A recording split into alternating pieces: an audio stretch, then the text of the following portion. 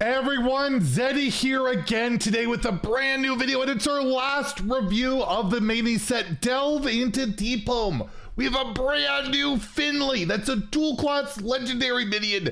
It's cracked. It's a 5-star card, in my opinion. We'll take a look at it, as well as the new EXCAVATE legendaries that are available for Shaman and Paladin, as well as EXCAVATE cards for those classes, as well as some Shaman Warrior cards. There's a lot of good stuff here. One of the best reveals we've seen. And if you want to win these cards, we're going to be giving away 3 mini sets out of my pocket. To enter that giveaway, like and comment on the video in the description below. The one, I have disliked. It's terrible.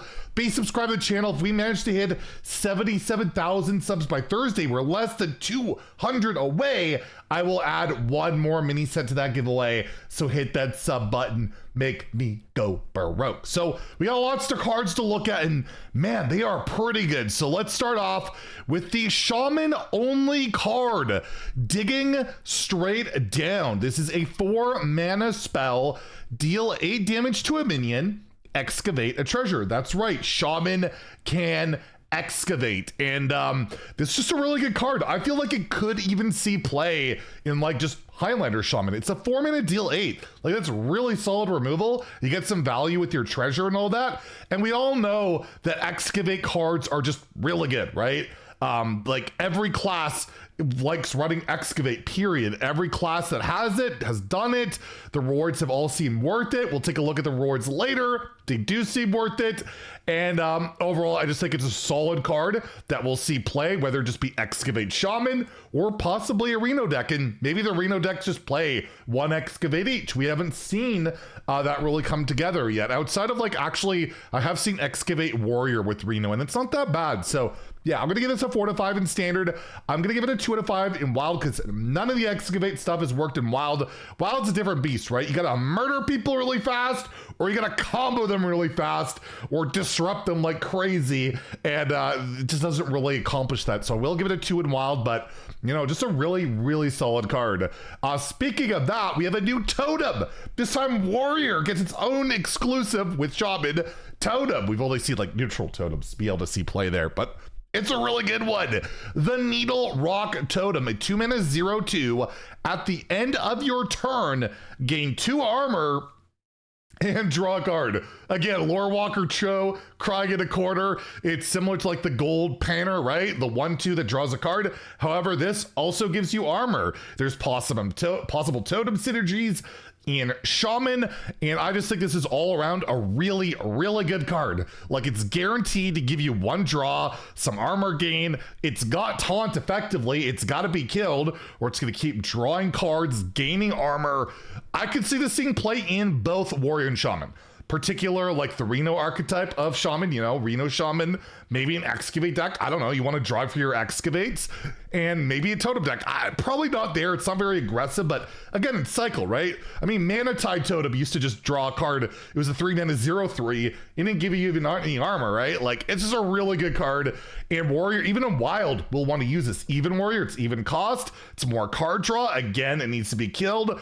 I think it's just a solid card that sees play in standard, in wild, both classes. I like when the dual class cards actually feel like dual class cards and can be used in both classes. I'm gonna give this a 4 out of 5 in standard wild. I just think it's a really good card all around the board. I don't know if even Shaman's playing it wild, but you never know. They're lacking cycles, and they could buff this up and copy it. There's possibilities. Just a really, really good totem.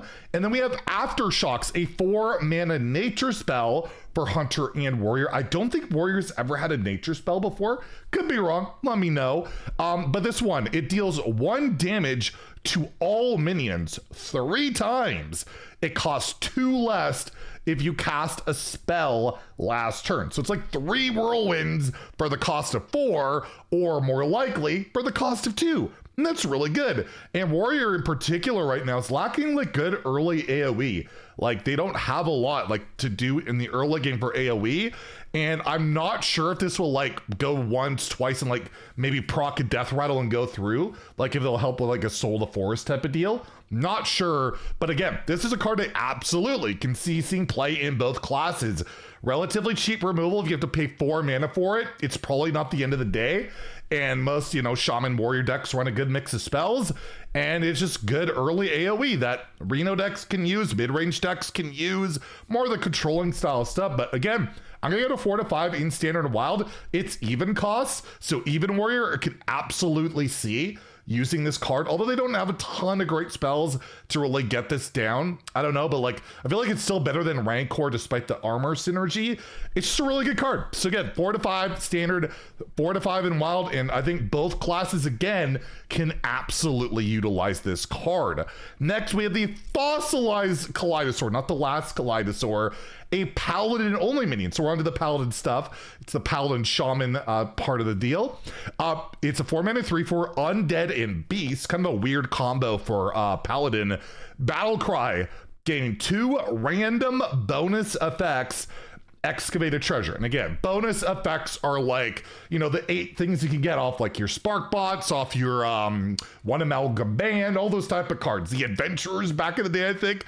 Anyways, it's like, I could never remember all of them, but I'm gonna go with Rush, Divine Shield, Reborn, Stealth, Wind Fury, Taunt. I think I said Reborn. I'm not sure. That's 7. I was in Lifesteal. I think I got them all, but it's always those 8 keywords. So at the bare minimum, you're getting a 4-mana 3/4 with like maybe Divine Shield Taunt, maybe Divine Shield Rush, maybe Reborn Lifesteal. It's really good, right? Like for a 4-drop, plus you're excavating, which is always really good. It's just a really solid excavate card. It's gonna see plenty of play as long as the excavate reward's worth it. I think it's worth it, and we'll see in a second. I'm gonna give it a 4 to 5 in Standard, a 2 out of 5 in Wild, where again, Excavate doesn't work, and I don't think this is going to be worth it as a standalone minion. But actually, the Excavate Warlord Paladin might have the best shot, but I'm still gonna say no. And the last card before we get to the legendary stuff, we have the Shroomscavate. So we could Shroomscavate instead of Excavate. 3-mana spell, dual class between Paladin and Shaman, so they both get an Excavate card that can share. How nice. You give a minion Wind Fury and Divine Shield. Excavate a treasure. And Wind Fury used to be a 2-mana spell for Shaman, and giving a minion a Divine Shield is a 1-mana spell in Wild. You put them together, it's 3 mana, throw in the bonus of excavating a treasure. By the way, if they ever actually buff that card, it should be 0 mana, give a Divine Shield at this point. Regardless, you're getting all that and you're excavating a treasure, and when you're doing all your buffing in particular, in Paladin, we all know how crazy not Divine Shield, although that can be good, Wind Fury can be. Every minion becomes a threat on the board that you gotta kill in case they're gonna do that. And the Divine Shield can allow them to like get a value trade in there too, right? Like high attack into like a high health minion and not even take any damage. So that's really good. The downside of the card is, unlike most Excavate cards outside of like, let's say the Warrior Execute, which was buffed from 3 to 2 mana, you gotta have a minion on board or else you're not getting this out. You're not getting that Excavate unless you buff your opponent's minion, which you probably don't wanna do. But unlike the Execute card, all you need is a minion. You're playing Paladin, you're playing Shaman, you're probably flooding the board with minions anyways. It shouldn't be that hard to do, but it is a bit more on the expensive end. I don't think it's as good as like the 4-mana minion. You could just play and it could get Divine Shield and Wind Fury on its own without the spell. But still, I'm gonna give it a 4 to 5 because I think it'll see plenty of play. You want those Excavate cards, and if you are slightly ahead and you got a good minion on board, this becomes really nuts, really fast. So yeah, I'll give it a 4 to 5 in Standard and a 2 out of 5 in Wild. I'm gonna stick to my Excavate theory in Wild that it's yet to pan out, and I don't think it'll pan out. So what are those Excavate legendary rewards? Well, first we have the Paladin one, the Azurite Dragon. That's right, no elemental beasts, nothing like that. We got an elemental dragon. It is a 4-mana 5/5 battle cry. Give all other minions in your hand, deck, and battlefield +3/+3. So all of a sudden that Divine Shield Wind Fury card gets a lot better on any minion that's on the board as long as you haven't used it to get this reward, right? So that's really good. Just getting Divine Shield minions, your Rush minions in Wild. The reason I think it might have a shot in Wild is Charge minions. It's a really crazy hand buff card. I don't think we've ever seen anything give that much stuff +3/+3, and it's everything. That is so many stats. It makes any board a lethal threat, and you just have to deal with infinite stats like for the rest of the game. So that is super strong. Again, I'm not rating these cards. They're all 5-star cards. All the Excavate rewards are 5-star cards. I think Excavate Paladin could be a thing, but this is one heck of a payoff card, and that's going to be a lot of stats to deal with when there's just that much going on. What does Shaman get? A little bit different, but it hits a lot of stuff. The Azurite Murloc, a 4-mana 5/5. They're all 4-mana 5/5s, except not an elemental beast. It's an elemental Murloc. Transform all your other minions into ones that cost 3 more, keeping their original cost. So my understanding, I could be wrong because it's not super clear, but my understanding, and the devs said this, at least to me, kind of anyways, is that it hits all the minions on the board, so they'll get all transformed, and your hand, they'll all get hit. So you get a lot of evolve. It might be the deck too, I'm not 100% sure. I almost hope not, but regardless, it hits a lot of stuff. Normally this kind of implies it's just the board, but I know for sure it at least hits your hand. I'll try and pin a comment on the video when I get absolute 100% clarity that it hits either your hand deck or your hand, or sorry, your hand, your board, your hand, and or your board, your hand, and deck. Anyways, that's a lot of gibberish just to say it's a pretty crazy card, right? The reason it says keeping their original cost is, yeah, the ones you evolve on board, say you have a 1-drop and it turns into a 4-drop. If you evolve that on the board, it will turn into a 5-drop. However, if I'm holding just a stupid little 1-drop in my hand, it will turn into a 4-drop in my hand, but it will cost 1 mana. So it's kind of a combination of evolve and like the stars align, or like a deck of lunacy effect, where you get the discount in your hand on the evolve, but not so much on the board, but it won't punish you for evolving the board. That's a mouthful, but I hope you guys get it. And I do think it is a pretty crazy payoff card, but again, it's more random, and it's not like as reliable, and like it could hit like, you're not playing this in like a deck with like really specific cards you want to play in your hand, because it'll turn them into something else. So like Shudderwalk, not really going to utilize this in Wild, right? So again, I still think it's like a 5-star style card, but it's like definitely one of the more unpredictable ones. And lastly, by the way, neither of these are collectible. These are Excavate Legendary Rewards.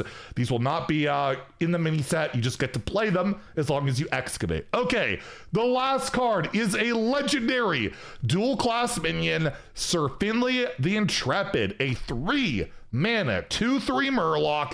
Battle Cry. If you've excavated twice, transform all enemy minions into 1/1 Murlocs. It's like a mass hex, or more like a mass polymorph, right? Because they're still 1/1s. But for 3 mana, that is a bonkers effect. You can turn any Titan, a Colossal, buffed minions, whatever you want. They're going to be 1/1s, and you're going to have the board advantage almost all the time. And that is super powerful, and it's not exactly hard to get off. You just have to excavate twice. So the payoff of this is insane. The tempo swing it can create, or just like literally be game winning if you're transforming key minions they want to res or something, right? That can be incredible.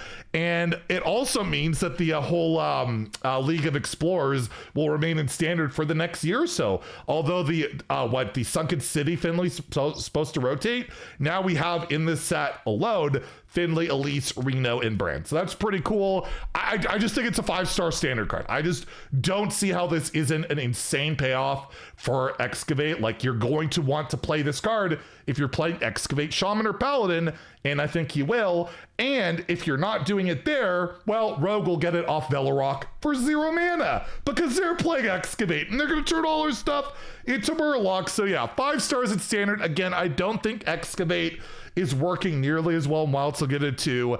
And yeah, whether Paladin or Shaman plays this, I assure you, Rogue will be playing it unless Velorock gets nerfed or something. So that's going to be a headache. And yeah, let me know what you guys think about all these cards. That's it for the entire set. So make sure to enter that giveaway. We'll be announcing the winners on Thursday.